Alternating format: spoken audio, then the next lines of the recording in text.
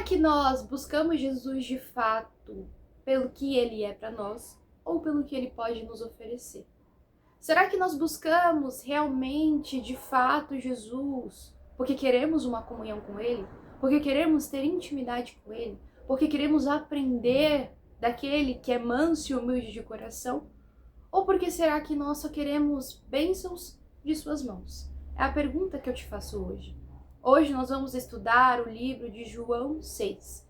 E nós vamos chegar à conclusão no final desse vídeo que existe uma grande diferença entre desejar estar com Jesus, caminhar junto com ele, e entre querer apenas o pão que ele pode nos dar. E talvez, ao final desse estudo, nós precisemos fazer uma pergunta muito sincera aos nossos corações. Por que, de fato, nós estamos seguindo a Jesus?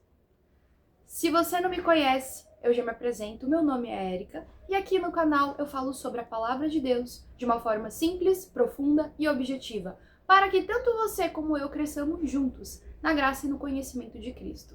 Se você não é inscrito no canal, já se inscreve para que você possa ficar por dentro de mais vídeos como esse.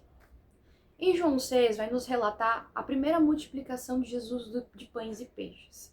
Leia comigo João 6, versículo 2, que nos diz assim: E uma grande multidão o seguia, porque tinha visto os sinais que operava sobre os enfermos. Perceba que a palavra deixa claro a motivação por que o povo estava seguindo Jesus, porque eles haviam visto os milagres de Jesus. E eu trago algo aqui, um ponto muito importante, que é possível, sim, nós estarmos seguindo a Jesus pelas razões erradas. É possível estar sendo motivado pelas razões erradas. O reino de Deus ele vê muito, a gente bem sabe que Deus ele olha o coração da pessoa, a real intenção. Deus ele é alguém que examina os corações. Então ele sabe a razão pela qual nós seguimos a Jesus, mas cabe também a nós a examinarmos a nós mesmos no dia de hoje. Eles estavam seguindo a Jesus porque tinham visto milagres. As motivações deles eram interesseiras por trás daquela busca. Dando seguimento ao contexto do livro de João, nós vemos que Jesus ele vai olhar para aquela multidão e ele vai identificar uma necessidade daquela multidão que o seguia. Ele vai notar que aquelas pessoas estavam com fome. Então ele vai perguntar a Filipe onde que eles poderiam comprar pão para saciar aquela multidão. Filipe olha para a situação e chega à conclusão de que eles tinham muito pouco dinheiro. O dinheiro que eles tinham não seria suficiente para comprar pão para uma multidão de 5.000 homens. Era gente demais. Mas Jesus, o texto vai nos deixar claro de João, que Jesus ele fala isso a Filipe a fim de o experimentar, porque ele já sabia o que ele ia fazer. Todas as vezes que ele nos faz uma pergunta, todas as vezes que Deus nos direciona para algo que compete a nós tomarmos uma ação, ele já sabe aquilo que vai fazer. Ele apenas gosta de nos experimentar para ver até onde vai a minha e a tua fé. Em seguida chega André, falando que havia um menino que tinha 5 pães e 2 peixinhos. Só que André também chega à conclusão de que era pouco demais para tanta gente. E talvez esse contexto, você se identifique. Talvez você olhe para a sua situação que você vive hoje ou já viveu outrora e pense: eu não consigo, os meus recursos são muito poucos, não vai dar, não vai sobrar, eu não vou conseguir. Mas nós bem sabemos, nós temos que ter a convicção de que com Jesus, aquilo que é insuficiente nas nossas mãos, ele multiplica, é suficiente para ele fazer. Ele não depende de nada, ele não depende de que tenhamos recursos suficientes ou que nós venhamos nos sentir capazes para ele fazer algo, para ele fazer um milagre. Porque nós bem sabemos que o pouco com Deus, ele é muito. Ele pega aquele pouquinho ali e multiplica, torna muito na nossa vida, para nós sabermos que quando acontecer o milagre, não foi nós, não foi os nossos recursos, não foi a nossa capacidade, mas foi ele quem fez. Então Jesus ele pega aqueles 5 pães e 10 peixes, ele ergue para os céus e dá graças e começa a repartir. E de uma maneira extraordinária, aqueles 5.000 homens, todos eles comem daquele pão, daqueles peixes. Todos ficam saciados. E ainda sobra cerca de 12 cestos daquela multiplicação. Jesus ele não multiplicou os pães para que somente alguns homens pegassem ali uma pequena porção. Ele multiplicou de uma maneira extraordinária, capaz de alimentar 5.000 homens. Era muita gente para ser alimentada. Dinheiro não dava, pela lógica dos discípulos, pela visão dos discípulos, nada ia dar, o dinheiro não ia dar. Como eles iam alimentar tantas pessoas? Mas pela lógica de Deus, a matemática de Deus, a lógica de Deus é totalmente diferente da nossa. Deus ele pegou ali a insuficiência, aquilo que os discípulos achavam insuficientes, e mostrou para eles que tudo está debaixo do governo, tudo está debaixo do poderio dele. Existe uma lição muito importante aqui que eu preciso destacar para vocês. É que Jesus, antes dele fazer ali todo o milagre, antes da multidão ver o milagre da multiplicação, ele deu graças. Ele agradeceu ao Pai pelo aquele pouco que tinha ali, 5 pães e 2 peixinhos. Pela lógica humana, aquilo era insuficiente, mas pela lógica de Deus, fazia total sentido. Porque nós bem sabemos que aquilo que é muito pouco se torna muito com ele. Mas eu quero chamar a atenção aqui para mim e para você no dia de hoje. Quantas vezes nós fazemos totalmente ao contrário de Jesus? Em vez de nós agradecermos pelo pouco, pelo aquilo que já temos, nós começamos a murmurar, nós começamos a reclamar. Nós, de vez de agradecermos pelo que o Senhor já colocou nas nossas mãos, nós esquecemos disso e nós começamos a reclamar e a murmurar.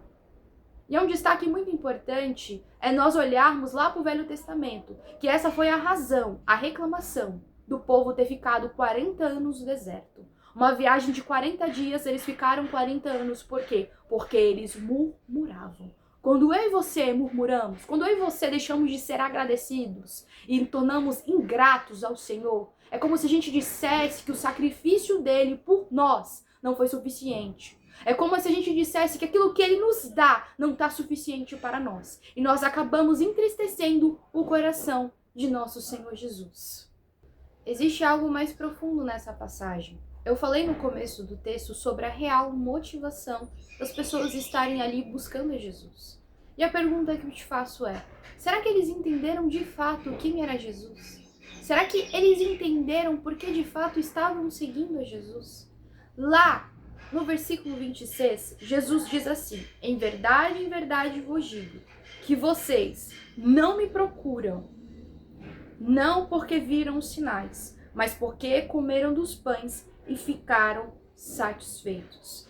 Entenda que nesse versículo aqui, Jesus ele está revelando a real motivação daquele povo buscar. Eles haviam experimentado do poder de Jesus. Eles haviam ficado satisfeitos ali com os pães que eles comeram do milagre de Jesus. E agora Jesus ele está revelando a real motivações deles estarem buscando. Porque só Jesus conhece o meu e o teu coração. E nós bem sabemos que para Jesus não adianta nós estarmos fazendo a coisa certa pelas motivações simplesmente erradas. Tem um capítulo na Bíblia que vai nos falar, eu acredito que seja em Mateus. Me corrijam se eu estiver errada, coloca aqui embaixo nos comentários. Eu acredito que seja em Mateus. Que vai nos falar que o que nós damos, que nós demos com uma mão, que a outra simplesmente não veja. Ou seja, o que dá ao meu entendimento aqui? Nós devemos dar com uma mão que a outra não veja, ou seja, que nós não devemos dar e ficar falando aquilo que nós demos. Se nós demos de fato, de coração limpo para uma pessoa, nós não precisamos ficar falando, tocando trombeta por aquilo que nós fazemos pelo outro, porque isso não é agradável ao nosso Deus. Lá no versículo 27, Jesus, ele vai nos mostrar que existe algo muito maior que precisa ser buscado. Não trabalhem pela comida que perece, mas pela comida que permanece para a vida eterna. Olha que interessante. Jesus não está falando que a necessidade da comida, do pão do povo era sem valor, era sem importância. Não, o próprio Jesus os alimentou. Mas aí o que ele está querendo dizer aqui é que a razão real daquele povo buscar a Jesus não pode ser pelo que ele pode dar, pelo pão que ele pode dar. Existe uma real motivação. Nós devemos buscar a Jesus, isso cabe a cada um de nós hoje. não pelo que ele pode nos dar. Sim, nós buscamos a Jesus, sim, não, porque pelo que ele pode nos dar, sim, ninguém vai para a igreja atrás de maldição. Nós vamos atrás de bênçãos. Mas isso não pode ser a real motivação. Isso não pode estar no centro do nosso coração. Ah, eu quero bênção. Senhor, me dá, me dá, me dá, me dá. Não. A real motivação deve ser porque nós amamos Jesus e nós queremos Ele para a nossa vida. Porque entenda, coisas certas pelas motivações erradas não são válidas diante do nosso Senhor Jesus.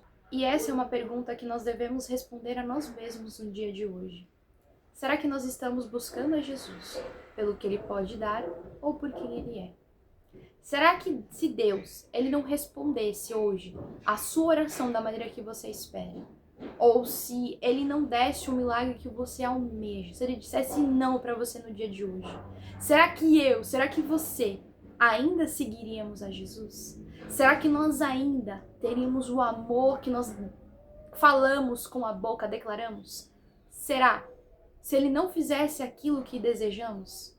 Existe uma grande diferença entre buscar Jesus por quem Ele é e entre buscar Jesus pelo que Ele pode fazer. E nós chegamos ao coração dessa passagem. Versículo 35, Jesus ele vai declarar: eu sou o pão da vida. Aquele que vem a mim nunca terá fome, e aquele que crê em mim nunca terá sede. Jesus ele estava aqui mostrando para a multidão que o maior milagre que ele estava dando não era o pão que eles comiam ali e depois eles sentiriam a necessidade de comer novamente. Mas o maior presente, o maior milagre é o próprio Cristo. O próprio Verbo encarnado que estava diante deles. O alimento não para sua matéria, porque isso aqui é matéria, mas para o seu espírito, para a sua alma. E nós precisamos tomar cuidado para não interpretarmos essa passagem, esse versículo de uma maneira errada. Jesus ele não está falando que quem crê nele nunca mais terá uma fome física. Você não pode pensar, eu vou crer em Jesus e aí nunca mais eu vou precisar comprar pão, nunca mais eu vou ter essa necessidade. Não. Ele está falando aqui não de uma necessidade física, mas ele está falando de uma necessidade espiritual. Ele está falando, a partir do momento que você crê em mim, que você confessa a sua fé em mim, seus pecados, você é perdoado. A partir do momento que você crê no meu sacrifício, crê em mim, crê no meu Pai, aquele que me enviou, você nunca mais terá a necessidade de estar se preenchendo com as coisas desse mundo.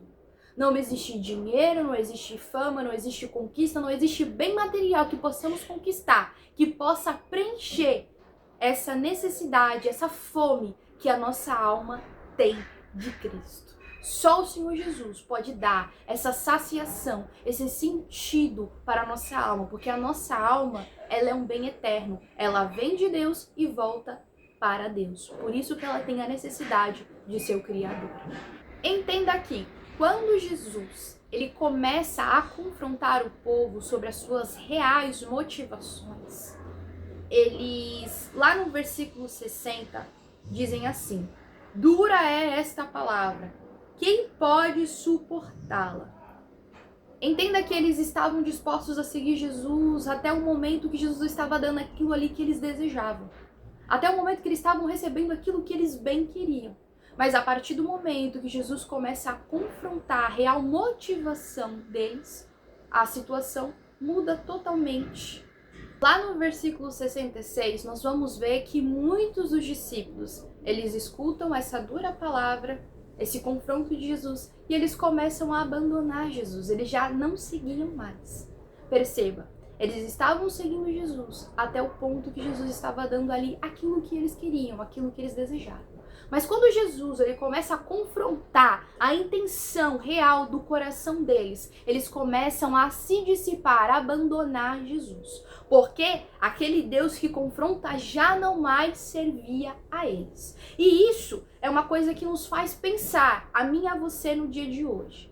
Será que nós gostamos muito dos milagres de Jesus, daquilo que Ele faz por nós, do seu amor, das suas palavras, dos seus louvores? Mas será que nós vamos gostar quando Jesus ele usar a sua palavra para nos confrontar? Para confrontar as motivações que nós fazemos determinadas coisas? Será que nós estamos prontos para ver Jesus nos confrontar sobre algo que nós fazemos que está errado para Ele? Deus, ele sabe, ele examina os corações e sabe as motivações que nós fazemos algo. Será que nós estamos prontos?